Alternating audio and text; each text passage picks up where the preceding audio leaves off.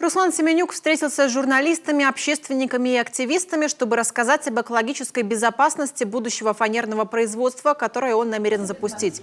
Речь о комбинате в местечке Чувью, что под Сыктывкаром. Председатель Совета директоров Лузалес отметил, что проект на стадии разработки.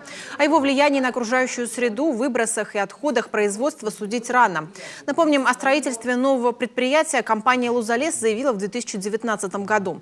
Стоимость реализации – 20 миллиардов рублей. Компания «Лузалес» в 2019 году выиграла 2 аукциона. На протяжении, сейчас уже пойдет 4 год, мы платим за эти лесные участки, но, как вы видите, практически ничего там не делали. Получено 2 разрешения на строительство. Это строительство контрольно-пропускного пункта и административно-бытового здания. В прошлом году Лузалес заключила договор со строительной организацией, которая разрабатывает проект фанерного завода, производит геодезические испытания. Весной документы подадут на госэкспертизу. В зависимости от ее выводов и будет решена его дальнейшая судьба. Общественная палата Коми предложила взять на себя роль контролирующего органа на каждой стадии работы проекта. Руслан Семенюк идею одобрил, а заодно предложил всем собравшимся войти в состав рабочей группы, чтобы первыми видеть, на какой стадии находится проект и что он из себя представляет.